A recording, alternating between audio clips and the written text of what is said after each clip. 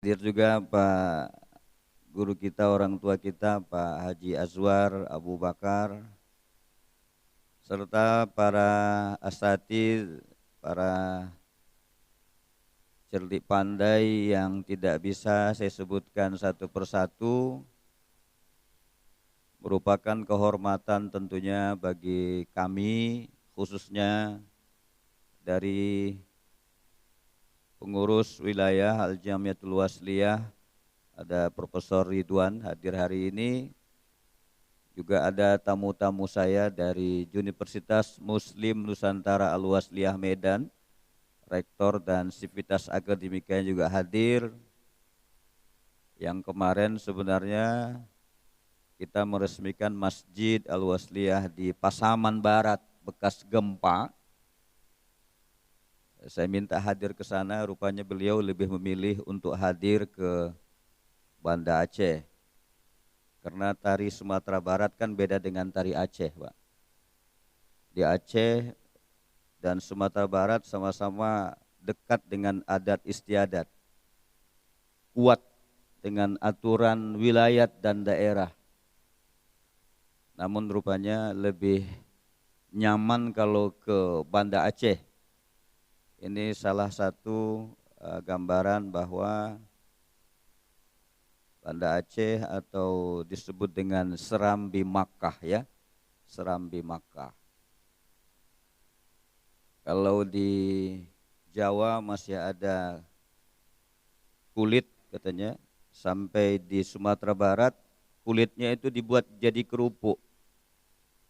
Sehingga sampai di Aceh kulitnya habis. Sehingga nggak bisa lagi kalau yang namanya berdendang, nggak ada lagi yang dipukul. Makanya tari Aceh mukul perut katanya, karena tidak ada lagi kulitnya. Karena apa? Diambil sama orang Padang dibuat keripik jange. Bapak Ibu yang dimuliakan Allah, hari ini tema kita adalah melanjutkan tugas Rasulullah Sallallahu Alaihi Wasallam. Saya tadi bersyukur imam kita membaca 2 surah mengingatkan tentang kisah Nabi Allah Ibrahim alaihi salam, bahwa salat yang kita peringati tadi malam Isra Mi'rajnya itu adalah doa Nabi Allah Ibrahim alaihi salam.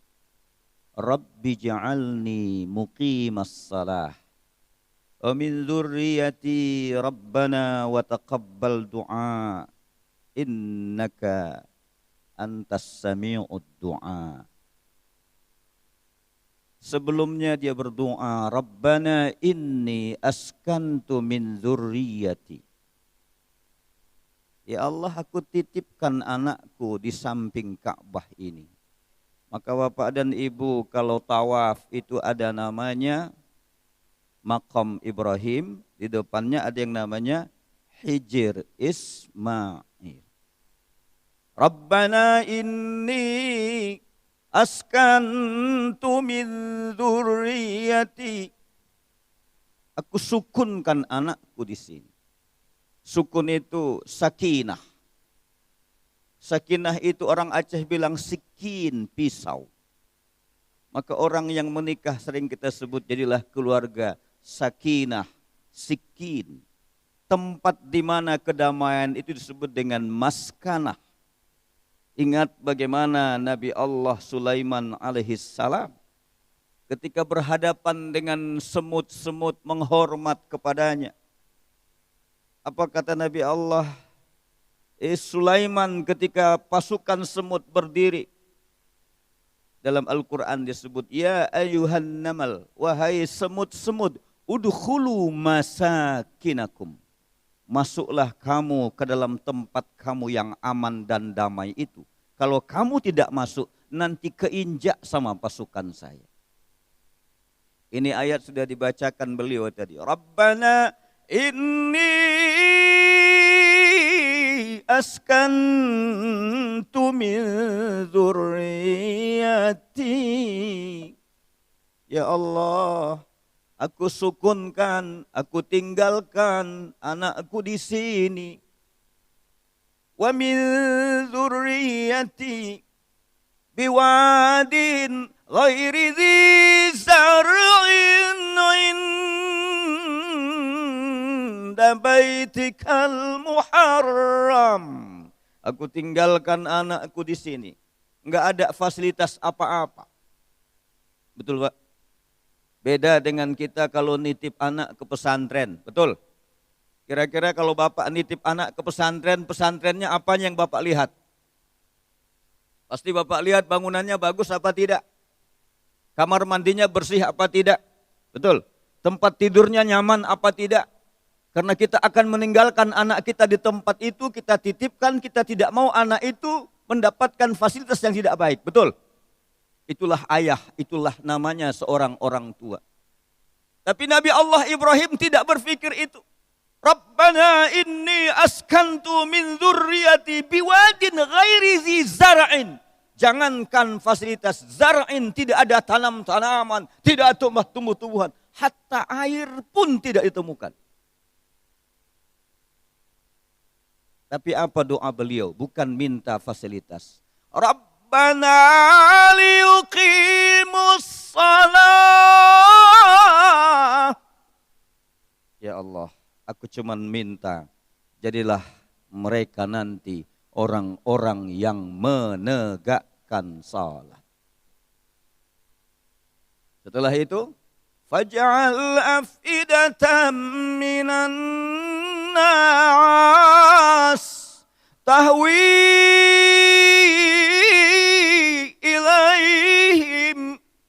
Sebahagian mufassir mengatakan ini tandanya kenapa kita rindu kepada Ka'bah. Faj'al af'idatan minan nas. Ketika kita jangankan ke Ka'bah, melihatnya saja af'idah.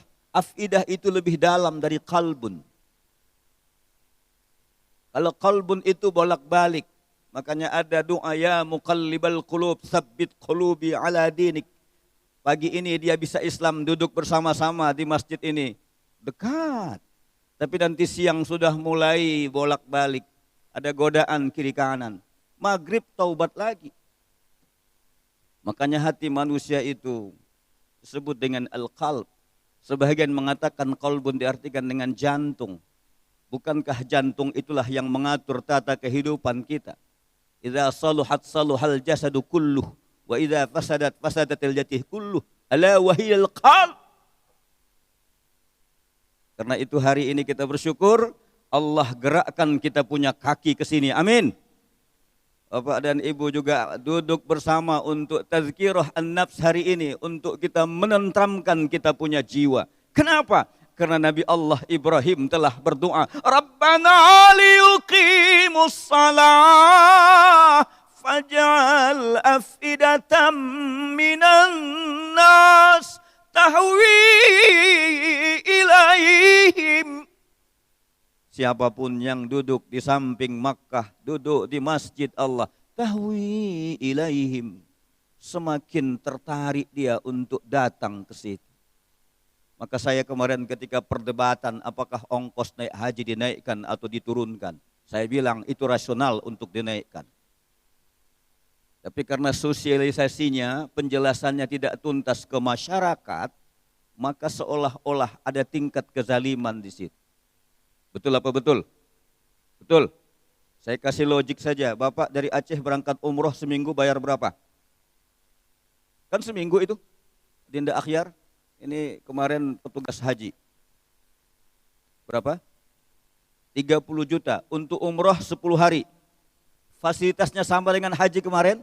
Sama. 40 hari haji dibayar berapa selama ini? 35. Aceh malah dapat fasilitas tambahan, dipulangin lagi uangnya. Betul ya? Ayo dihitung benar-benar. Saya tidak bilang masalah mahal atau tidak mahal. Saya cuma bilang kita ada yang namanya istita'ah. Istita'ah itu saya tahun lalu petugas Amirul Hajj. Kita sudah hitung. Itu totally yang harus dibutuhkan adalah 97, sekian juta. Akhirnya saya tanya, 35 bayar jamaah, disubsidi atau dana manfaat dikasih 20 juta, misalnya 50, yang harus dibayar 90, Terus sisanya dari mana? Mereka bilang subsidi pemerintah. Pertanyaan saya, pemerintah dari mana? Dari pajak. Pajak itu ada dua, Pak. Pajak ketaatan, ada pajak kemaksiatan. Pajak ketaatan ya bisnis ada pajaknya. Kalau itu bar, rumah bordil, bir, karena ada pabrik bir, Pak. Ada. Di dalamnya ada masjid, ada. Ada pabrik bir, tapi dalamnya ada masjid, namanya Masjid Al-Bir katanya. Itu bayar pajak juga, iya. Jadi kalau ditanya saya, kalau begitu saya mempertanyakan apakah mabrur atau tidak mabrur, karena ada subsidi yang tidak jelas di situ. Tahwi ilaihim, tahwi ilaihim. Maka tanya orang yang pulang haji, apakah dia rindu lagi tidak datang ke tempat itu? Kalau dia rindu, itu pertanda bahwa doa Nabi Allah Ibrahim itu nyambung dan sampai ke hati kita. Warzuqhum minas samarat. Sekarang Makkah Madinah, Allahu Akbar. Warzuqhum minas samarat. Allah berikan rezeki dari semua sisi. Semua tanam-tanaman dan tumbuh-tumbuhan. Saya dari Madinah pergi ke Tabuk. Lebih kurang 20 km Bapak. Saya tidak bayangkan kebun kurma itu seperti kebunnya sawit di Medan. Saya nggak bayangkan seperti kebun sawit di Kuala Simpang. Itu cakep sekali itu kurma. Saya masuk ke kebun itu. Ternyata mereka telah menemukan teknologi pertanian yang luar biasa. Sehingga kurma itu kalau kita lihat dari jauh seperti pohon sawit ketika kita di Sumatera. Petugasnya kebetulan orang Mesir. Saya tanya, ini bagaimana caranya kurma ini? Dia sebut, ini kurma kita buat teknologi perairan yang luar biasa. Teknologinya luar biasa. Setiap kurma itu ada air yang sedikit panas, ada air yang dingin yang bergantian untuk menghidup kurma itu. Warzuqhum minas samarat la'allahum yashkuru.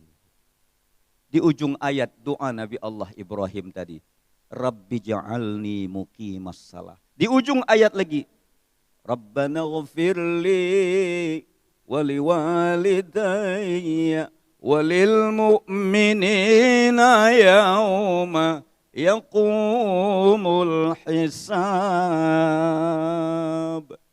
Betul ya? Kalau salah salahin aja, Dik, nggak apa-apa. Ini dibuka oleh imam. Tadinya saya nggak berpikir ayat ini, tapi karena beliau udah baca itu, saya ngikutin dulu.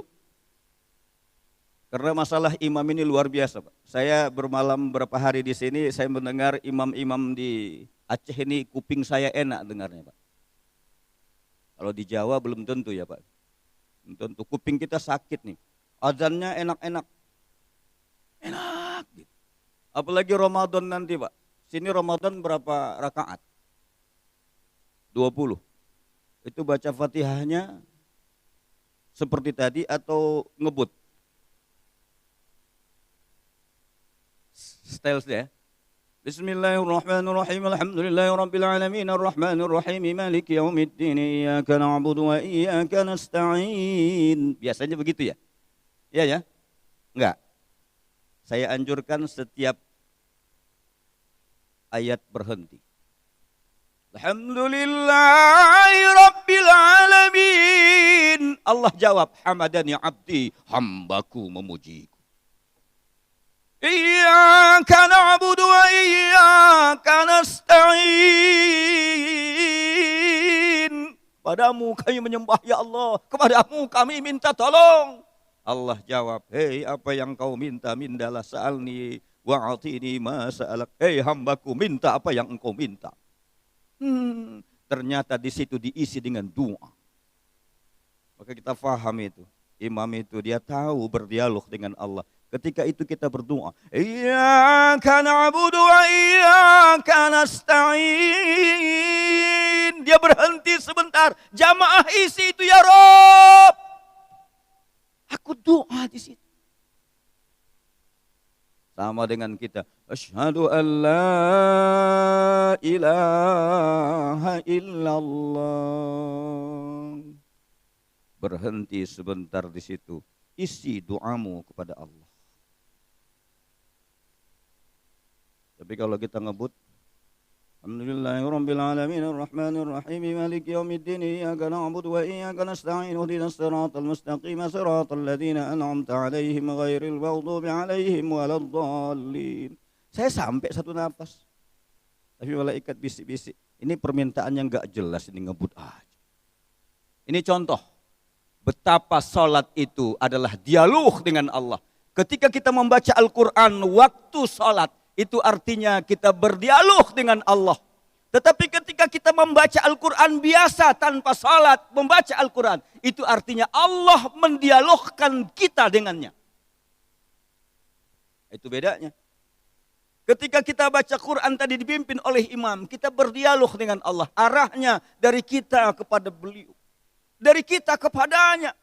Tapi ketika kita baca Quran biasa, Bismillahirrahmanirrahim, sambil kita nyetir mobil, Tabarakalladzi biyadihil mulku wa huwa ala kulli syai'in qadir. Sesungguhnya Allah lagi berbicara dengan kita melalui mulut kita dan hati kita. Itulah yang disebut dalam ayat Walladzi ba'atsa fil ummiyina rasula.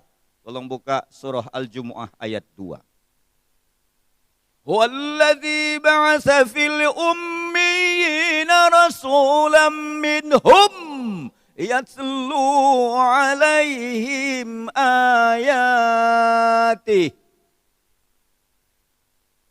wa yuzakkihim wa yu'allimuhumul kitaba wal hikmah wa in kanu min qablu lafi dhalalim mubin. Allah. Biasa saya kalau ngaji begitu Pak, teriak semua. Wa in kanu min qablu lafi dhalalim mubin.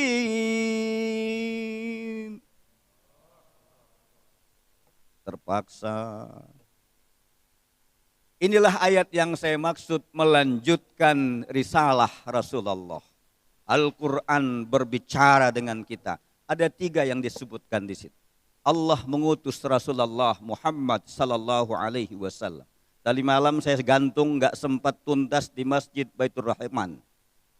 Pertanyaannya, kenapa Rasul diisrakan dari Masjidil Haram ke Masjidil Aqsa?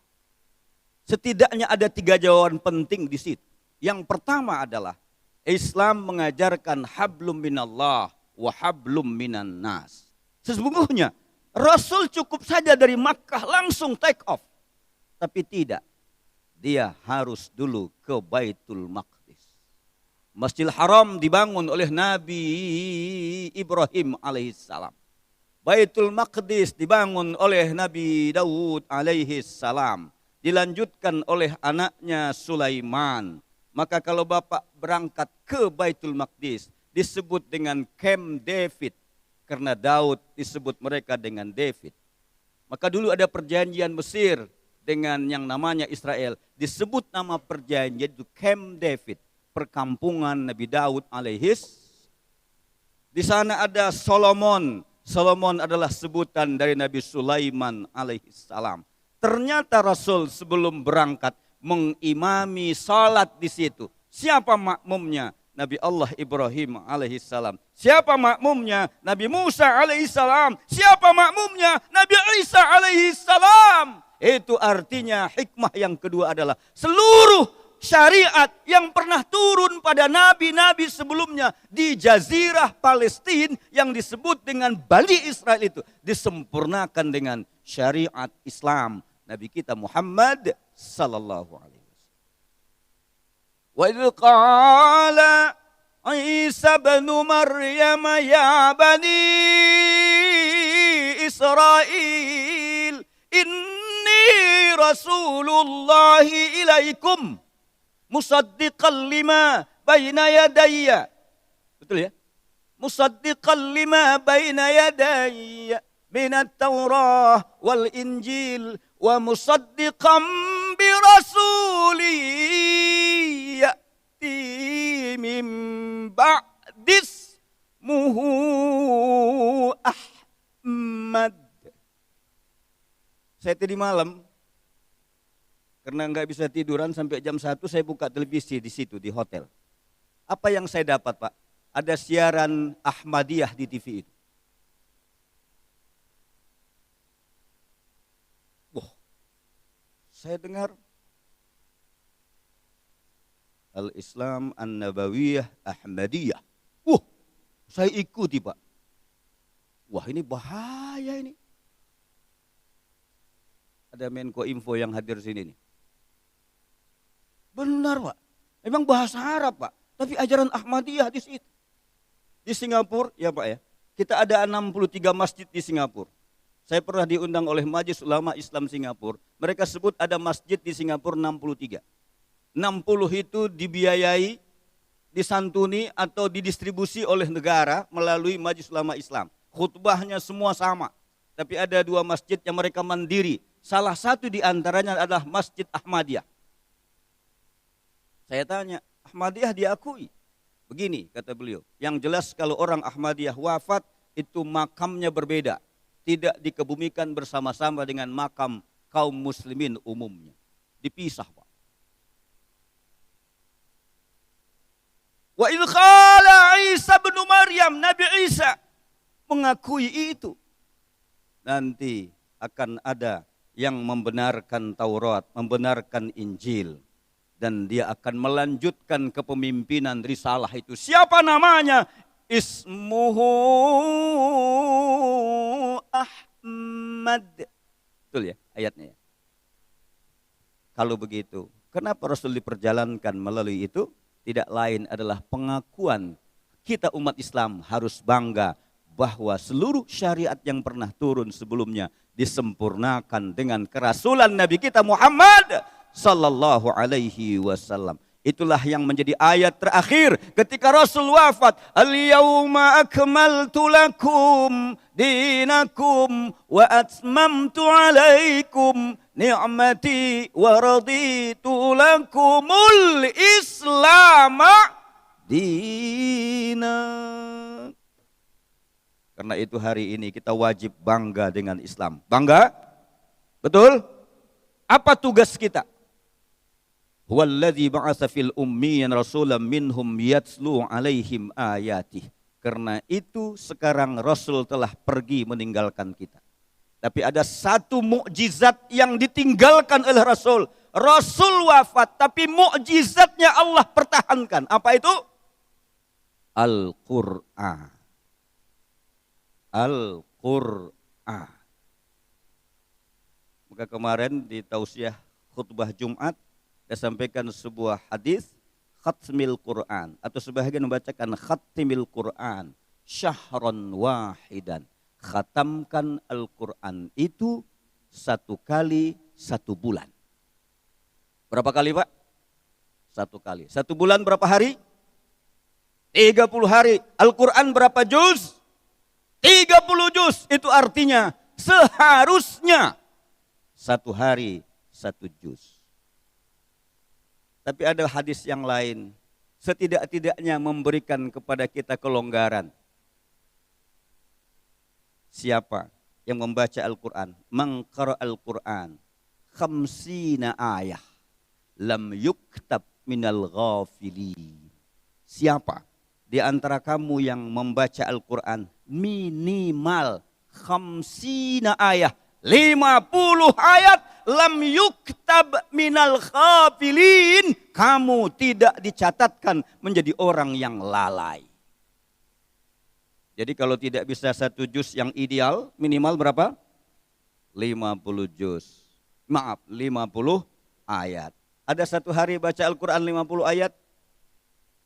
Halo? Kurang ya? Kurang. Tetapi kalau kita ikut zikir maksurat habis subuh begini. Alhamdulillahi rabbil alamin. Qul huwallah, qul huwallah, qul huwallah, qul a'udzu birabbil falaq, qul a'udzu birabbin nas. Alhamdulillah, alif lam mim. wa ilahukum ilahu wahid Allahu la ilaha illa huwal hayyul qayyum. Kemudian apa lagi ayat berikutnya? Surah Ali Imran ayat terakhir. Lillahi ma fis samawati wa ma fil ard wa in tubdu. Terus lagi lanjut. Syahidallahu annahu la ilaha illa huwa wal malaikatu wa ulul ilmi qa'iman bil qist. Inna ad-dina indallahil Islam. Qulillahumma malikal mulk. Itu dihitung, saya hitung Pak. Itu 51 ayat. Akhirnya saya berpikir, berarti setiap subuh setidaknya kita tentramkan kita punya hati, melanjutkan dakwah itu. Setidaknya kita dibekali minimal 50 ayat. Dengan zikir maksurat itu sudah terpenuhi. Minimal. Makanya saya di sini tentram Pak. Tadi malam itu habis Assalamualaikum warahmatullahi. Assalamualaikum warahmatullahi. Fatihah berdoa langsung salawatan. Itu tentram sekali kita. Ahmad ya habibi, Ahmad ya, Ahmad ya habibi.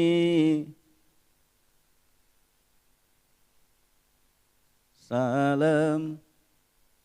Kita ulang lagi, ayo semangat. Ahmad ya,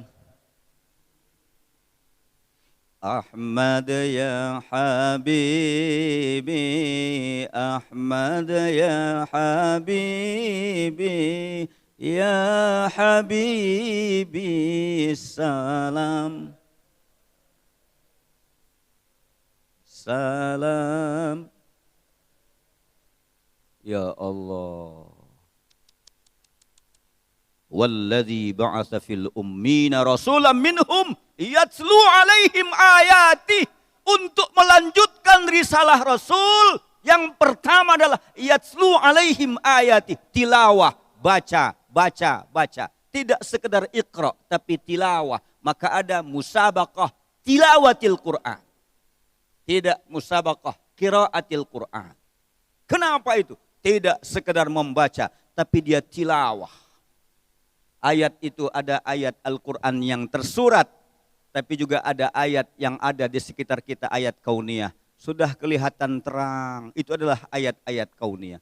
Saya tadi baca, ada seorang orang tua, 325 jam, terkubur ketimpa reruntuhan di Turki, tapi masih hidup. Kalau kemarin ada anak 2 hari hidup. Tadi malam saya baca di Detikcom itu 385 atau 325 jam. Sejak kejadian gempa dapat dalam bongkaran itu seorang orang tua masih hidup. Ini ayat-ayat Allah yang luar biasa.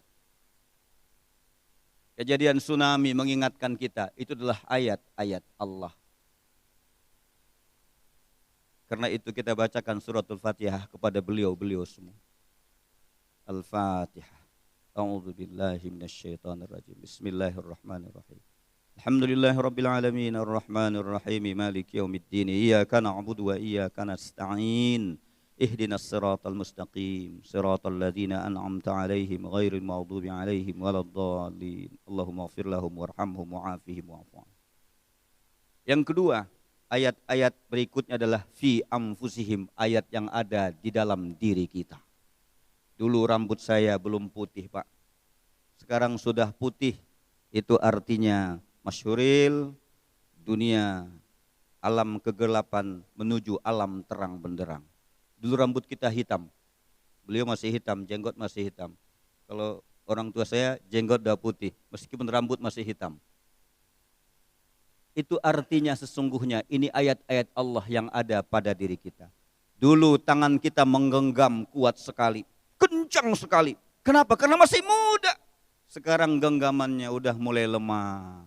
Artinya apa saudaraku? Sebentar lagi kita akan lepaskan apa yang ada di tangan kita. Nabi Muhammad umurnya berapa? 63. Abu Bakar umurnya berapa? Halo, Abu Bakar umurnya berapa? Saya mau nanya, mana lebih tua Abu Bakar dibanding dengan Rasul? Siapa yang lebih tua? Lebih tua sih Abu Bakar. Kenapa Abu Bakar lebih tua? Karena mertua Rasul. Betul ya? Pertanyaannya, saya boleh nggak punya mertua lebih muda dari saya? Boleh. Boleh.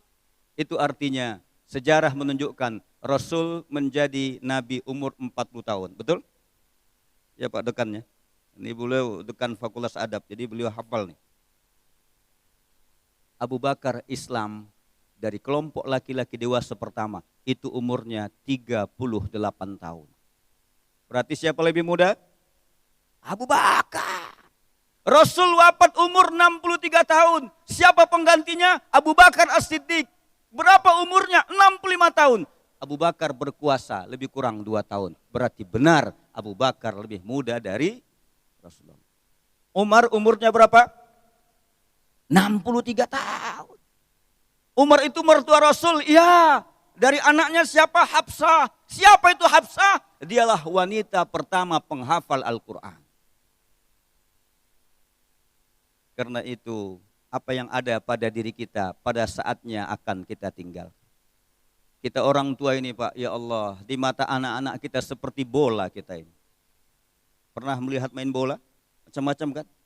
Kita orang-orang tua ini Pak, yang muda-muda, yang produktif, itu seperti bola basket di mata anak kita. Enggak boleh jatuh itu bola, diperebutkan itu.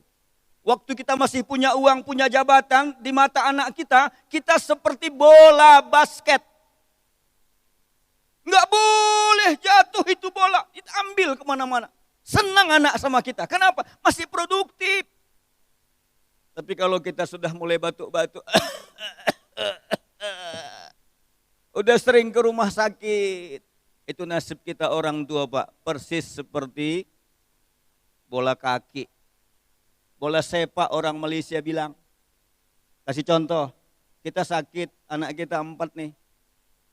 Kita sebut, nak bawa bapak ke rumah sakit. Kata si abang, adiklah Pak, saya kan sibuk.